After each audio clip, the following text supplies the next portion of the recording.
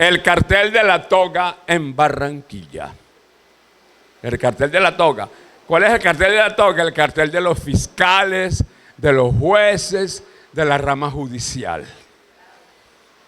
En el país se viene hablando en los últimos años del cartel de la toga, por la captura del director corrupto de la Oficina Anticorrupción. Presten bien atención. ¿Qué tal? El director de la Oficina Anticorrupción fue capturado por corrupción. ¿Y por qué fue capturado por corrupción? Porque los gringos, el FBI, hizo una investigación. Porque si no, hubiera seguido hoy como el fiscal anticorrupción. Hombre, ¿qué país tenemos nosotros?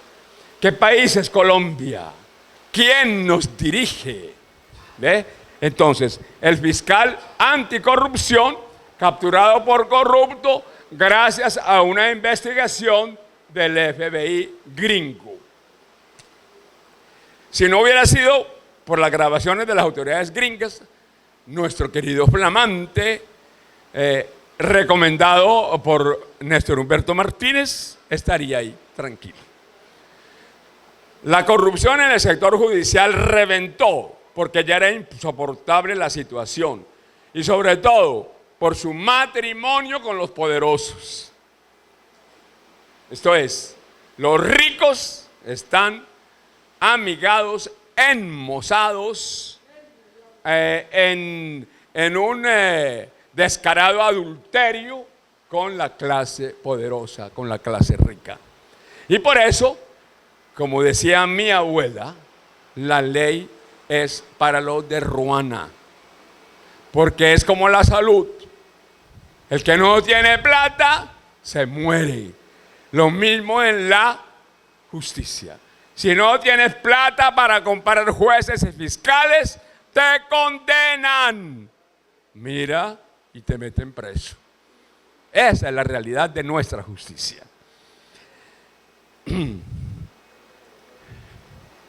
Así que condenan a alguno que otro, sí, para que no sea tan evidente la cosa, pero muy poquitos. Y después lo sacan, mira, los Nule, al cuñado de Alex Char, al hermano de la mujer de Alex Char. Ay, feliz, se robó billones en Bogotá y ahora hay casa por cárcel, pero sale a Cartagena, sale allí, sale allá, después de robarse billones de los colombianos. Hombre, no hay derecho. No hay derecho. Ramón Navarro, que se robó en la AAA, Jorge Vergara, y ahora está casa por cárcel en Lagos del Caujaral, en una mansión con todas las comodidades del neoliberalismo. Otra cosa, aquí en Colombia se habla de que separación de poderes, poder ejecutivo, legislativo, mentira. El ejecutivo frena al legislativo y el legislativo chantajea al. Miren ustedes, Uribe Vélez haciendo chatante o no, ¿cómo se dice? Con las llamadas chuzadas, chuzando a los magistrados de la corte y los magistrados de la corte chuzando a Uribe. Ojalá se chuzaran de otra manera, pero se chuzan es para fregar al pueblo. Y así por el estilo. Y ahora a mí me da risa, de verdad que me da risa. Todo lo que me ha pasado a mí ya no me da rabia. A mí nunca me dio rabia. Me quedaba callado, pero ahora me da risa. Porque desde 1900, aquí se habla, cuando yo llegué a la alcaldía, muchos sectores huérfanos del poder comenzaron a manipular en la justicia para inhabilitarme, porque no podrían hacer más con el apoyo del pueblo, que siempre lo he recibido, y la gente me sigue apoyando. De verdad que no aguanto ya la presión de la gente. No aguanto. Viene hasta ustedes vienen bravas, aquí esta vieja vino hoy furiosa, que porque no la dejan tranquila. dile al padre que se lance, dile al padre que se lance, el padre es el único, y así los mototaxistas y todo el mundo. Y a mí ese apoyo popular nadie me lo va a quitar, nadie me lo va a quitar, ¿ve? Pero por eso los ataques que me hicieron. Recuerden ustedes, venían unas elecciones y inventaban cualquier bobada. El padre, detenido el padre en el bosque, detenido, y pasaban las elecciones a los 2 días ya, no, fue un error de la fiscalía, y me sacaban. Y eso fue, y yo me reía porque yo, el que nada debe, nada teme. Que yo sigo en lo mismo. Pues bien, yo siempre, pero como no podían, entonces se inventaron que yo era guerrillero. Entonces empezaron a enviar anónimos a Fidel Castaño y a Carlos Castaño, que porque yo era guerrillero, mis secretarios eran guerrilleros, los hospitales del distrito eran para atender guerrilleros, los puestos de salud para atender guerrilleros, y con tanto anónimo recibido, Fidel Castaño y Carlos dijeron, bueno, hay que eliminar el cura. ¿Por qué? Porque ese cura, el único departamento donde no ha entrado la SAUCE es el Atlántico, es por causa del cura. Y fueron a Marinilla, Antioquia, a una reunión para analizar la situación de la SAUCE. Y Fidel dijo que el cura acá, el cura Hoyos, no dejaba entrar la SAUCE, pero había que eliminarlo.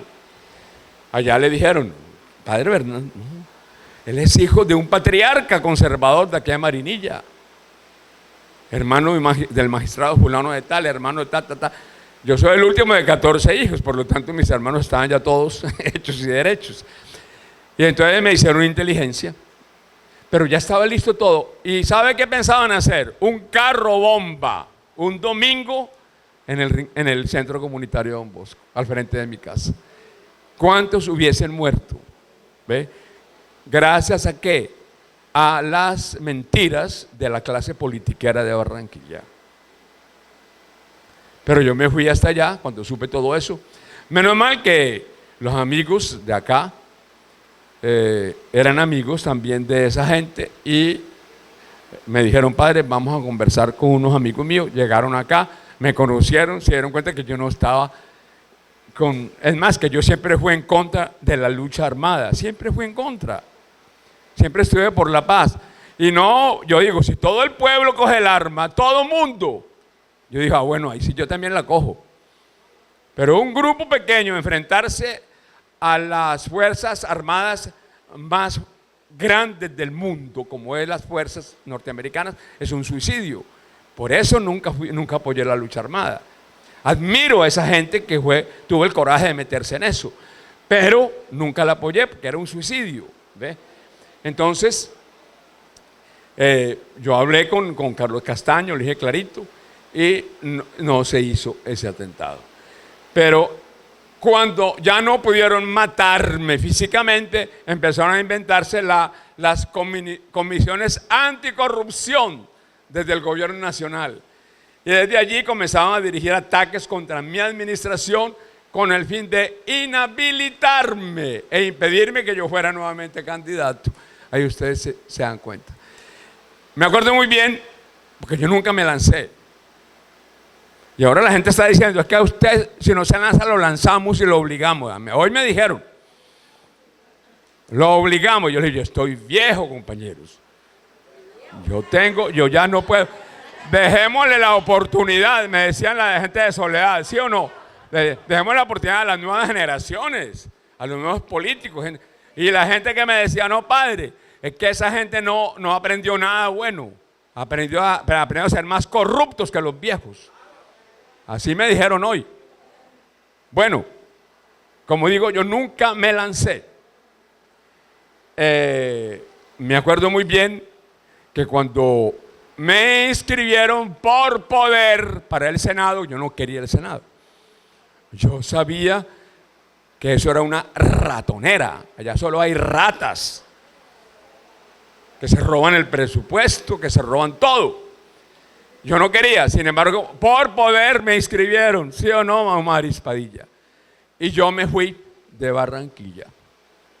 Estuve en Brasil, estuve en Argentina haciendo conferencias y después me fui para Medellín.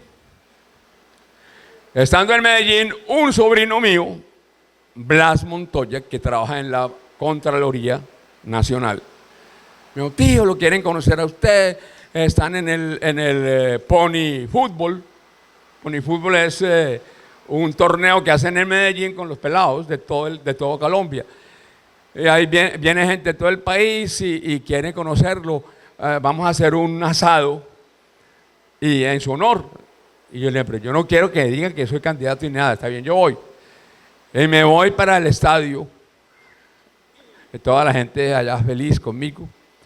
Me acuerdo muy bien que fue esta muchacha que era candidata al Senado, una que era pesista, caleña, Urrutia. Y llegó ese día allá y yo la atendí y tal. Y fuimos al asado. Estábamos en el asado cuando llegaron dos tipos del CTI. Y dije: padre, por favor, que vamos a hablar con usted. Y yo salí a hablar.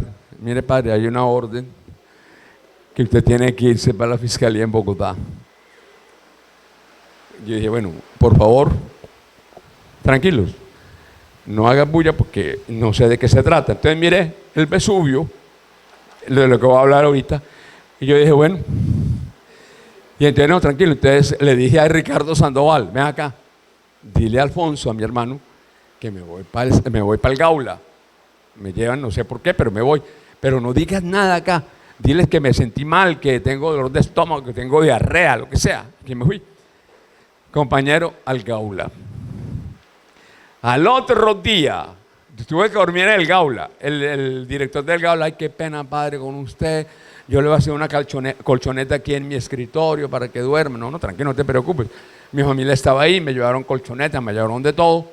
Eso no lo sabían ustedes. No lo había dicho, porque me acordé ahora. Entonces, resultado, al otro día me sacaron para Bogotá.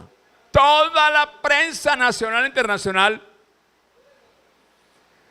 candidato al Senado, Bernardo Hoyos Montoya, preso por una posible corrupción, Y llegó a Bogotá a la fiscalía, al búnker, tranquilo, solo. Llegué. La fiscal que tenía el caso, presten atención la belleza, era la mujer de otro fiscal antinarcóticos. Y ese fiscal, yo llegué a Barranquilla 2 veces a la casa política a preguntar algo con un político, que no voy a decir el nombre porque ya murió. Y el señor, ese fiscal, estaba hablando, conversando y tomando whisky. Y me dijo: ah, mi esposa es fulana de tal, ella tiene el caso de allá, del Vesubio. Le dije: ah, usted es el esposo de ella, ¿qué tal vez? Al poco tiempo ese perro salió por corrupto de antinarcóticos. Y esa vieja fue la que me hizo llevar de Medellín a Bogotá. Dense cuenta de lo que me han hecho. Pero a mí me importa un carajo. Y me río de todo eso, porque quien nada debe, nada teme. Y aquí estoy, firme, más que nunca. Y más chévere que nunca, ¿no? Ya estoy en carnavalero, vamos a bailar toda la tarde hoy carnavales. Bueno, eso me pasó. Como no pudieron entonces fregarme físicamente, vamos a fregarlo políticamente. Bueno, todo eso de pruebas falsas, pero yo me río ahora. Algunos salen a hablar de corrupción, de la justicia, de pruebas falsas, de montaje y todo eso. Yo se lo decía yo aquí todos los domingos, ¿sí o no? Pruebas falsas, montajes, corrupción de fiscalía. Ahora están saliendo a hablar un poco de gente. ¿Ya para qué? Todo eso de pruebas falsas, falsos procesos, montajes y corrupción. Todo esto yo lo denunciaba desde un comienzo en los años 90 y en los años 2000. Y muchos se quedaron callados porque querían que a mí me inhabilitaran. No crean. Hasta algunos abogados a los cuales les pagué sabiendo de todo esto, se quedaban callados y recibían la plata. ¿Por qué? Porque también tenían aspiraciones y pensaban que yo no tenía aspiraciones. Nunca las he tenido, porque nunca he creído en la clase dirigente de Latinoamérica. No he creído nunca. Y son circunstancias que lo obligan a uno a veces a tomar decisiones que no estaba dispuesto a tomarlas. Pero las circunstancias concretas lo obligan muchas veces a uno por el beneficio de la mayoría. Yo me río inclusive de Petro cuando dice que lo están persiguiendo y montando procesos, cuando él casualmente guardó silencio frente a montajes que se hacían en este país contra mí y contra muchos dirigentes sociales. Él sabía del montaje que me estaban haciendo y nunca dijo nada, nunca dijo nada. Y Pedro terminó eligiendo al procurador Ordóñez. Por eso te digo yo, que ustedes muchas veces no saben por qué uno toma ciertas actitudes, pero es que allá en Bogotá todos sabían lo que me estaban haciendo a mí y nadie decía nada. Durante estos últimos años he tenido que guardar silencio frente a muchas cosas que han pasado con los procesos penales que me montaron, pero ya es hora de hablar y de que la gente sepa la verdad. Por eso ahora estoy hablando. Antes no hablaba, porque podía perjudicar a Guillermo Honeywell. Ahora no lo puedo perjudicar. Y el próximo domingo voy a hablar del proceso de Bucaramanga, para que ustedes también sepan el montaje absurdo, el montaje obsceno, el montaje criminal que nos hicieron. La justicia, el cartel de la toga. Unos concejales, unos congresistas, fiscales y unos funcionarios del gobierno nacional se inventaron que el lote que yo compré para 100,000 familias, presten atención, 100,000 familias, 100,000 personas, que tenía sobrecosto y que era inundable, y nada de eso es cierto. Los propios peritos concluyeron que el metro cuadrado valía 7,000 pesos y yo lo compré a 1,000 pesos. Y en esa época valía 7,000, yo lo compré a 1,000. ¿Y a quién perjudicaron? A la gente pobre, a la gente pobre, a la gente pobre que todavía hoy busca una casa. Y nosotros le íbamos a dar a 100,000 personas y eso los asustó. Por eso impidieron que se hicieran esas casas. Ellos decían, joda, el cura le va a dar casa a 100,000 personas. Joda, no, nadie lo va a sacar del poder, hay que acabarlo. Y el primero que empezó a hablar que era inundable fue Rojano, el bobo ese que ya mire todo lo que ha pasado con él y con su mujer. Ese fue el primero que dijo que era inundable, inundable. Se inventaron que el lote se inundaba y resulta que todo era falso. Ahora, por todos esos sectores están construyendo una zona franca y se están haciendo grandes proyectos industriales. Y el metro cuadrado cuesta más de 200,000 pesos y yo lo compré a 1,000 y ahora cuesta 200,000. Hombre, ¿qué tal? Los señores que me están escuchando por voces desde el rincón. Esa es la justicia colombiana. Ese es el cartel de la toga y que continúa firme y fuerte. Pero ya el pueblo tiene que despertar. Y ya no, compañeros, estoy por encima de la ley. Ahora hagan lo que les dé la gana, que aquí está la prueba de que yo no he cometido ningún delito, ni lo cometeré.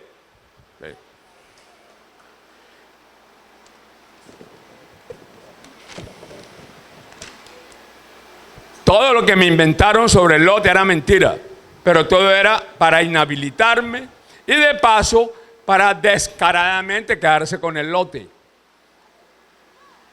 ¿Por qué no se preguntan quién se quedó con el lote? No lo pregunta nadie. ¿Por qué el distrito no ha hecho nada para recuperar el lote?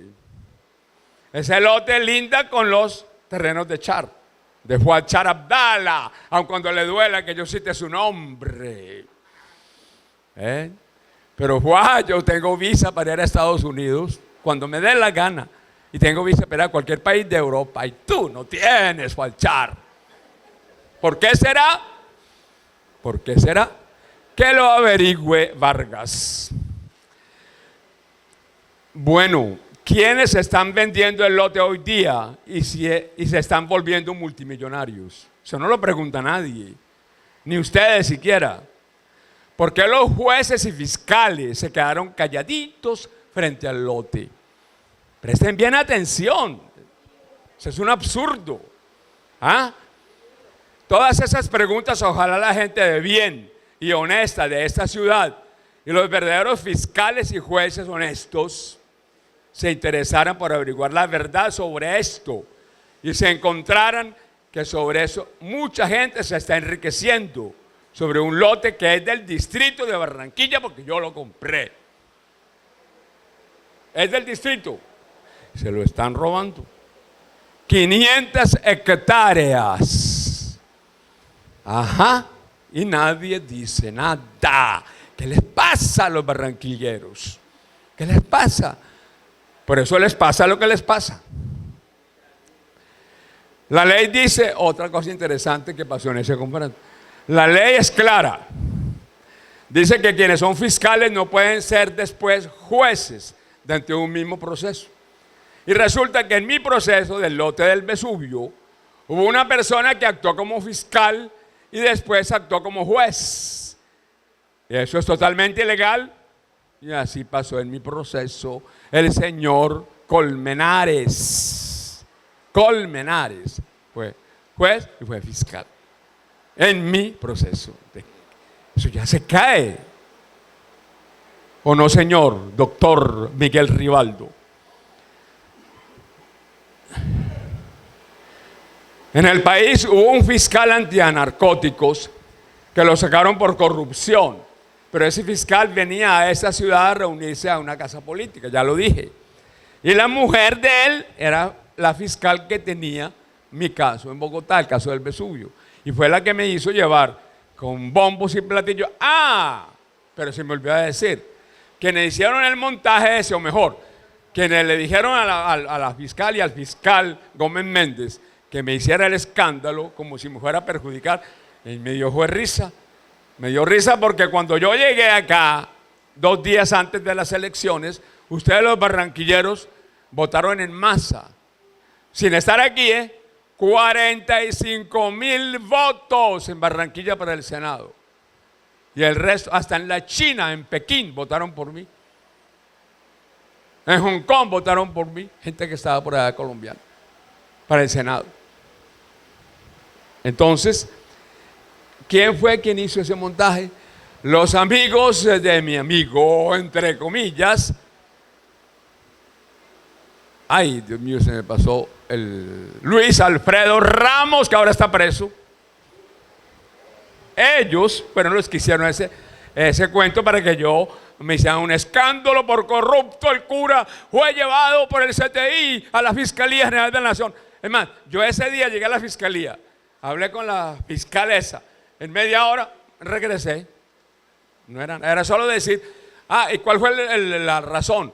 Que me habían enviado 15 citaciones y yo no había ido, yo no recibí ninguna citación. Mis abogados de la alcaldía, aquellos que yo les pagaba, ¿verdad?, no me daban la citación y de verdad que yo no recibí citación. Y ahí en ese caso sí tenían razón en conducirme, pero no con semejante escándalo, porque 15 citaciones que yo no recibí. Entonces esa fue la disculpa. Pero en ese cuenta fue Luis Alfredo Ramos, me hizo ese montaje y mire dónde está ahora preso. Y ese sí está preso con pruebas, no como yo. Otra cosa mucho más linda, que ustedes se van a reír. Resulta que el dueño del lote y la dueña del lote los estaban juzgando también. Y ellos fueron exonerados de toda culpa. Y el juez que los exoneró es uno de los que han aparecido en muchos escándalos por corrupción. Le dieron plata, fiscales y jueces aquí en Barranquilla.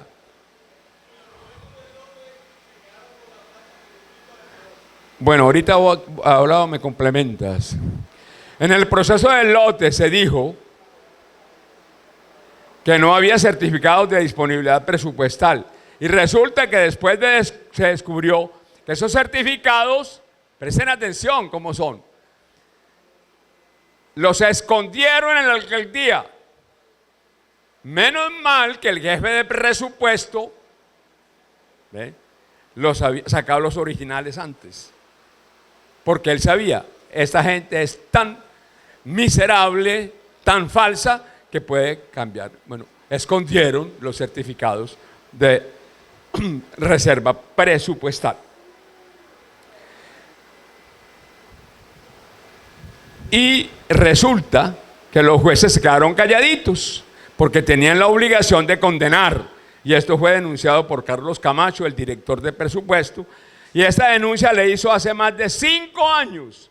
Y ahí está engavetada la denuncia en la fiscalía y no pasa nada.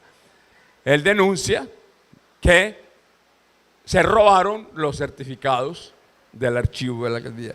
5 años esa denuncia en la fiscalía. Es que aquí todos los fiscales están comprados. En general, yo no voy a decir que todo el mundo, pero muchos están comprados por char, jueces y fiscales. Bueno, todo esto y otras cosas más que han pasado en el otro proceso del Banco de la República los voy a informar a ustedes. Si en verdad quisieran acabar con el cartel de la toga, deben investigar desde sus inicios y a todos los que nos han perjudicado, porque los que están hoy denunciados en el cartel heredaron ese cartel, porque ayer eran otros y cada uno ha dejado al otro que iba heredando las relaciones para actuar corruptamente sin que fueran descubiertos. Por ejemplo, en Barranquilla actuaba un familiar de uno de los magistrados de la corte y al interior de las fiscalías se movía. Ya ese tipo como lo sacaron de la corte.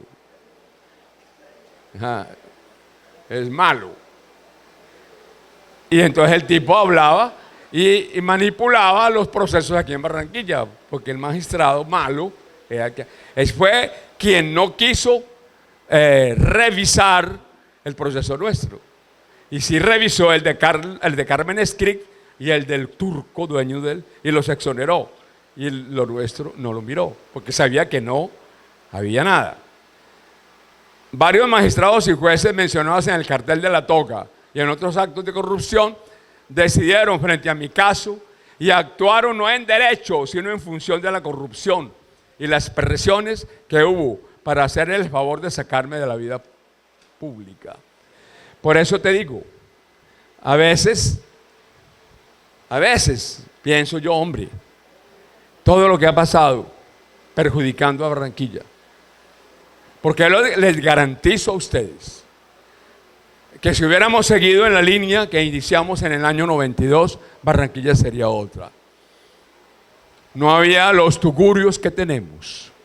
No habrían los guetos que están haciendo allá las gardenias y no sé qué, para sacar a la gente del centro y meterla en las periferias, para que la delincuencia aumente, para que la destrucción de las personas sea mayor. Porque es que hay una concepción diferente de ciudad. La concepción que yo tengo de ciudad es otra, completamente diferente. Yo no tengo la concepción del concreto, porque a mí no me interesa el billete, a mí no me interesa el dinero, a mí no me interesa la plata, a mí no me interesa acumular. Yo no quiero acumular. Es más, no poseo nada, porque no quiero poseer. Lo que yo consigo lo invierto en los pobres, en los marginados, en los desheredados, en las víctimas de este maldito sistema que está destruyendo el mundo. Y por eso no voy a robar, no fui a robar a la alcaldía y no iré a robar si me decido a enfrentar a la mafia que me...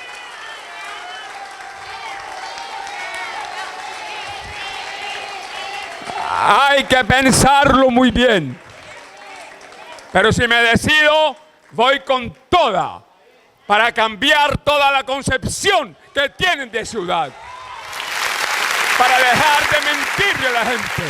Para dejar de favorecer a los narcotraficantes, a los ladrones y a los bandidos que destruyen esta ciudad. Voy a pensarlo y le pediré al Dios de la vida, al Dios de la liberación, que me ilumine, que me muestre el camino, porque no tengo nada delante de la justicia. Y espero que la Corte Suprema de Justicia actúe como debe actuar y libere a Guillermo Oliver Bornacelli y libere a todos aquellos que hemos luchado para que el pueblo barranquillero sea tratado con dignidad. Pase lo que pase, cueste lo que cueste, vamos a reconstruir a Barranquilla.